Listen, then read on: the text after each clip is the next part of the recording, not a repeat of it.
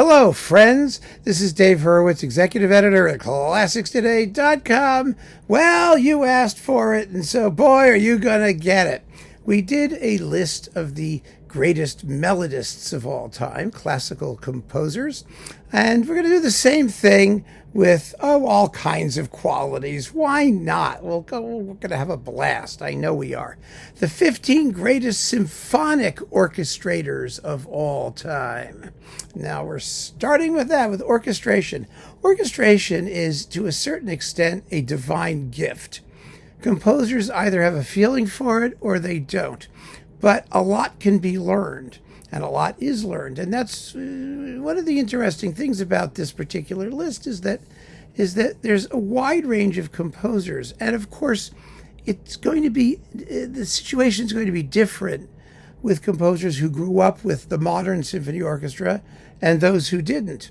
Those who were working with its origins and who kind of invented it. So you'll have to bear with me because the definition kind of changes from the late 18th century, up through the 20th century. Nowadays, it's essentially meaningless. We expect that composers know how to orchestrate, just as film composers or professional orchestrators who work in musicals and film and other media know how to orchestrate. I mean, it's a job. It's a totally independent, separate job. And a lot of that orchestral brilliance that we take for granted is generic. Everybody knows how to do it, and everybody does it. So I really want to limit this list to composers who were pioneers, who really discovered new sounds, and maybe everyone else used them later, but they were special in their day, and they still sound pretty special today, actually. And there's also a sense in which, every great symphonist has got to be a great orchestrator in their way. I mean, I don't think, for example, Brahms or Bruckner would be on anybody's list of great orchestrators, but their orchestration was perfectly adequate to what they wanted to express. And so you can't argue with it, really. I mean, there are moments, but essentially they knew exactly what they were doing and how to do it. So I want to be clear about that, because in the other talk about melodists, some of you were like screaming about how Beethoven was the greatest melodist ever because you love Beethoven's tunes and he wrote lots of tunes. Of course he did. He wrote fabulous tunes. He was the cosmic genius of all composers, or one of them. Same thing with Bach and lots of other people. Great artists will always do great things. They will always come up with great melodies. But that wasn't the focus. It's not what they're known for. It wasn't where they expressed virtuoso ability. They got the job done. So that's the difference here too. It's the difference here between, people who get the job done and people who had real fantastical imagination in their handling of instrumental combinations, in an orchestral setting. And so, I'm trying to limit this a little bit, but it's got to be a sort of loose and shaggy definition. We all know that. And you can throw your own people in. But if somebody isn't on the list, don't go crazy about it. It doesn't mean they were bad. It just means that wasn't the thing that they were really brilliantly known for. Got it? So, you don't have to defend anybody. Great composers are great composers. I mean, one person, went nuts over Beethoven and tried to make a list of all of his great melodies. No, I mean, it's just don't waste your time.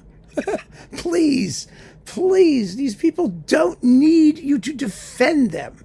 We can have a discussion about them, but don't take it personally, please, because it just looks weird. It's a little odd. Anyway, the 15 greatest symphonic orchestrators of all time are Haydn. First. I mean, he invented the symphony as we know it. He invented musical form as we know it. He invented, he didn't invent the orchestra as we know it. In a way, he did. I mean, there were other composers who were writing brilliantly for the orchestra, who were more profligate in their use of woodwind instruments, for example, whatever. But Haydn had his own orchestra. He could do whatever he wanted with it. He learned how every instrument worked, and his orchestration is amazing and perfectly suited to whatever circumstance he was involved in. And as he gets older and the orchestras get larger, he sucked them up with abandon and used them with virtuoso relish. So Haydn's definitely up there. And it's all the more remarkable that he achieved what he did when you consider that rehearsals in those days were like, you maybe have one.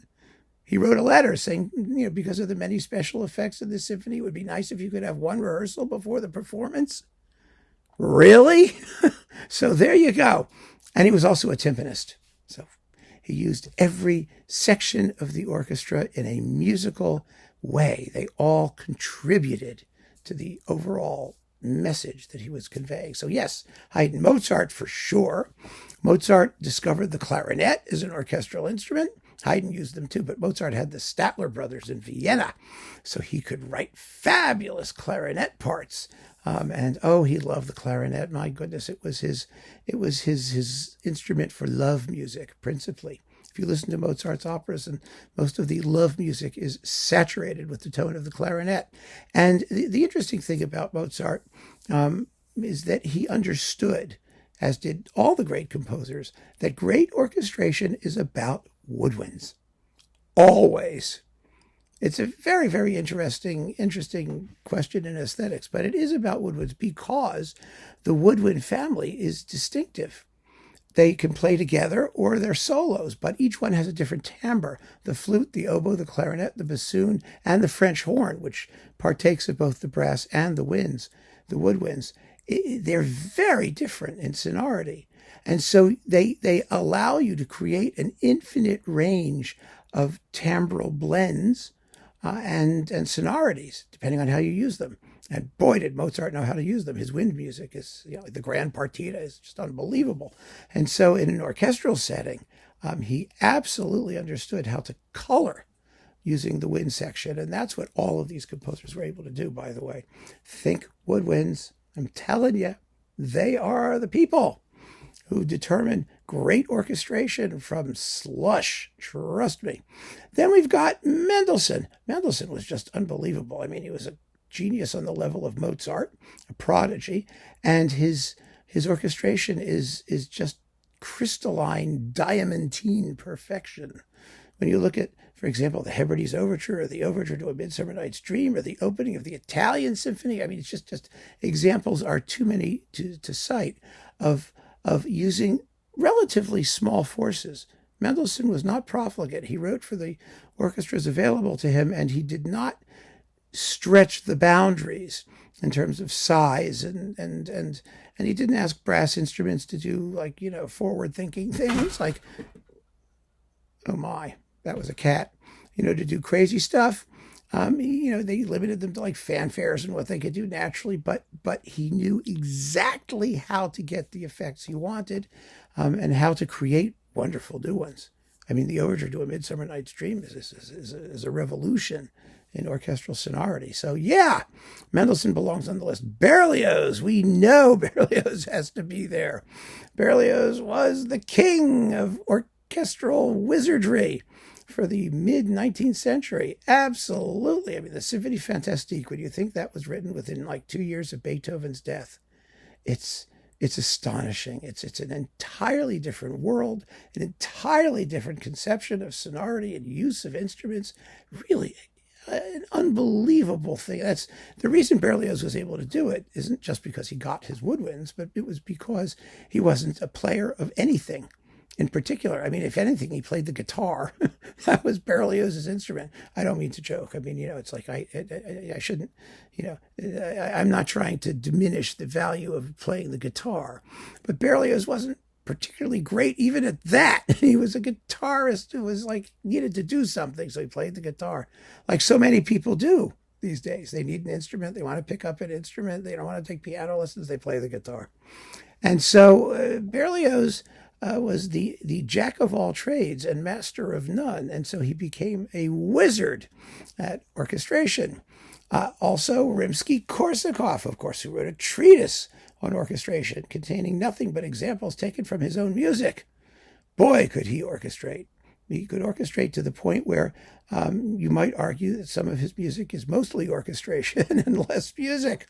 The colors are always pure, saturated, gorgeous, and again, it's woodwinds, folks.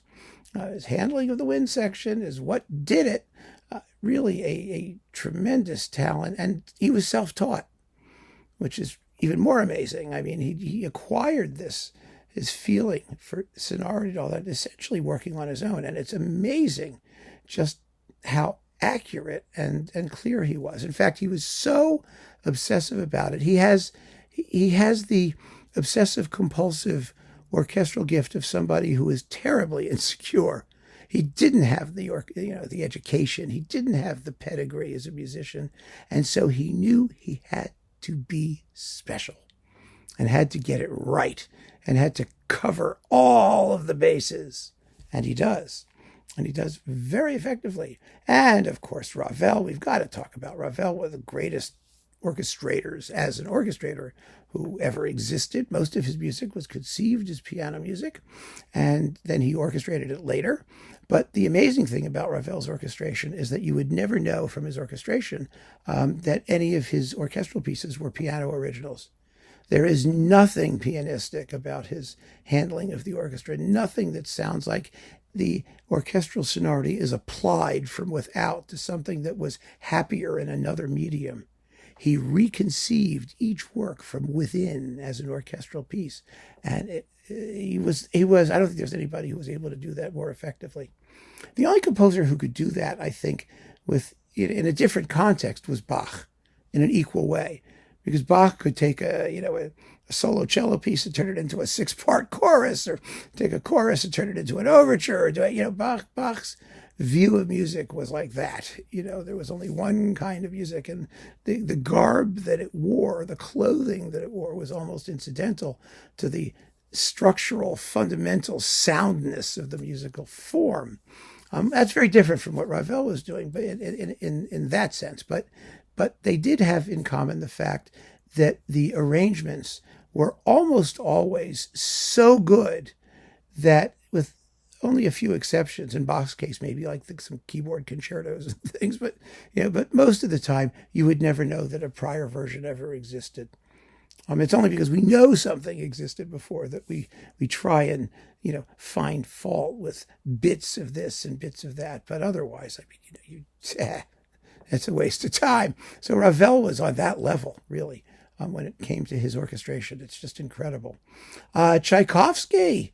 Wow, was Tchaikovsky a powerful orchestrator. My God, especially in his writing for the string section. I mean, his string writing, his string cantiletas are just legendary. They have such a physical force. They just reach out and grab you by the gut. But he was also a delicious writer for the woodwind section. Think of the second subject of the Fifth Symphony's first movement. Ja da da da da da da da. I mean, it's not even a tune. It's just a thing with a woodwind timbre that is so characterful that it becomes its own unique color. It's an incredible thing. Or the Nutcracker Suite. It's woodwinds, people. Saint-Saëns. Very French. Oh, what does that mean? That means elegance, precision, accuracy.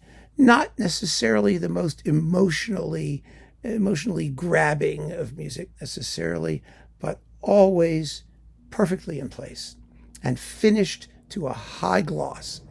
Gorgeous. The Danse Macabre alone is it was a revolution. It used a xylophone. It caused a riot when it was first performed because the xylophone was clacking away. I mean, Saint-Saëns had no inhibitions in his orchestration. His use of percussion and other instruments of that type, unusual instruments, was fabulous. But he always said that anybody who doesn't understand a series of simple chords perfect only in their arrangement and relationship to one another does not understand music.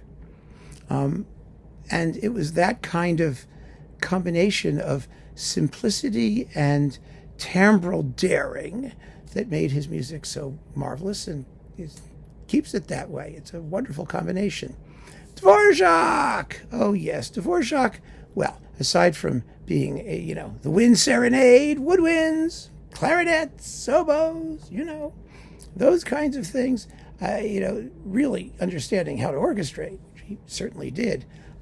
He wrote He's one of the great melodists that we mentioned up above. And so, he was casting his tunes in the most glowing and lovely orchestral terms. There is a freshness to everything Dvořák wrote, at least all of his best stuff, that's just wonderful, amazing, and unlike anything anybody else was doing at the time. In his lifetime, Ebenezer Prout, remember Ebenezer Prout, the guy who, he was a British, musicologist, composer, orchestrator, commentator, in the late 19th century. He regarded Dvořák as our greatest living master of scoring. And so he was. Elgar learned a lot from Dvořák, actually. Elgar actually could be on this list, too, because he was a fantastic symphonic orchestrator. So Dvořák will have to do a stand-in because Elgar really learned quite a bit playing in the orchestra under Dvořák, in Dvořák's own music. Elgar's entire sound world would not have existed but for the Hussite Overture. Go listen to it. You'll see what I mean. Anyway, Respighi! Oh, how beautiful Respighi is. My gosh. And I'm not just talking about the big blowsy pieces like, Festa Romana with, organs and extra brass all over the place and 52 percussionists banging away. I mean, I love it. Don't get me wrong. The Pines of Rome, the Fountains of Rome, all that stuff is delicious. He was a pupil of Rimsky-Korsakov, and it shows. It really shows. But what really I admire most about Respighi is his handling of chamber orchestras, chamber ensembles. Works like, the Birds, the Botticelli pictures particularly. I mean, it's just stunning. A stunning use of small orchestras, small ensembles to create the most brilliant, sonorous, rich, gorgeous colors. I mean, that's a real gift, and Respighi had it in spades. Sibelius is an interesting case. His orchestration was by no means conventional. He had his own symphonic style, and he handled the orchestra like no other composer before or since. A few others tried, like Walton in his first symphony is totally indebted to Sibelius in its handling of certain technical aspects of the texture, the pedal points, the long timpani rolls, and things like that. The swelling chords. I mean, Sibelius had each section of the orchestra personalized to do its thing. And of course, the most important section was the woodwinds, usually chirping along in thirds. That was like a Sibelian thing. And his handling of the string section with its constant tremolos and ostinatos, the chugga chugga chugga chugga chugga chugga chugga chugga chugga textures, the big, huge, imposing brass chords that come looming out of the mist. It's amazing, amazingly effective orchestration, and brilliantly original, and really inimitable. Nobody, other people tried to copy it in certain aspects, but Sibelius was Sibelius. It was his own baby. And that's what was so cool about it. Richard Strauss. Okay, Richard Strauss invented what he called the al fresco method, which meant you take everybody all the time and have them do something constantly. It was amazing. He used everything. He threw everything into the pot and exploited it with unceasing and sometimes orally fatiguing brilliance. So yes, Strauss has to be on the list. Stravinsky was fascinating. Stravinsky started out another pupil of Rimsky-Korsakov, who did a lot of borrowing from Rimsky-Korsakov in the Firebird, his early works. But then he developed his own sound based on the sonority of woodwinds, of course. A cold, icy sonority as often as not. A very clear, biting, perfectly suited timbre to his rhythmic foundation, which always had to be snappy and clear as a bell.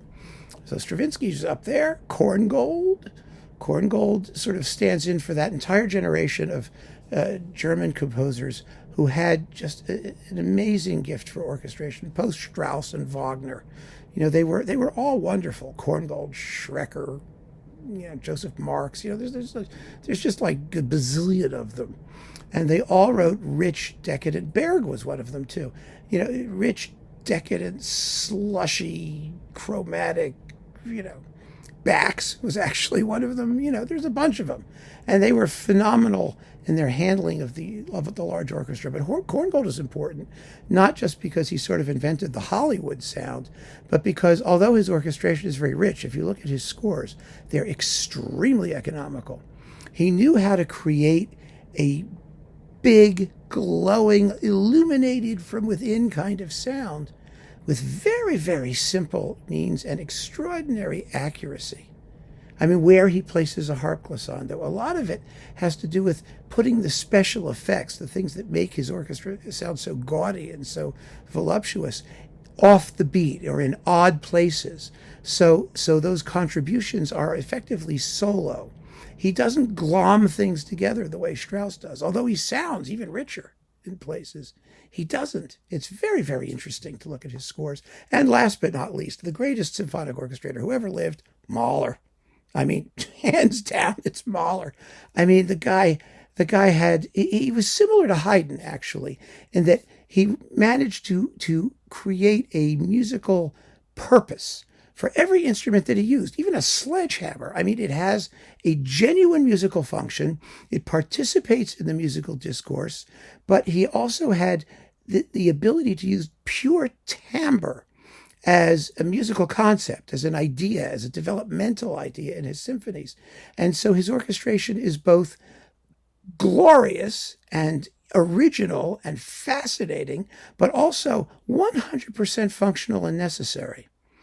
Really, he had a mind like nobody else when it came to handling the orchestra, because he was the most experienced conductor and who ever lived, probably, or one of them. He just understood the orchestra as few others have, other than Haydn, people who had orchestras that they could physically work with and experiment with and do whatever they wanted. And so Mahler is in there. And I hope that this 15 composer list, I really should have been 12, but I had to do 15 for this particular list. The others will be, I think, 12. We'll be able to limit it. But this is an amazing, amazing lineup of talent and people who had an extraordinary gift, I think, to create imaginative soundscapes with the wonder that is the symphony orchestra. So keep on listening, friends. Thanks for joining me. Take care.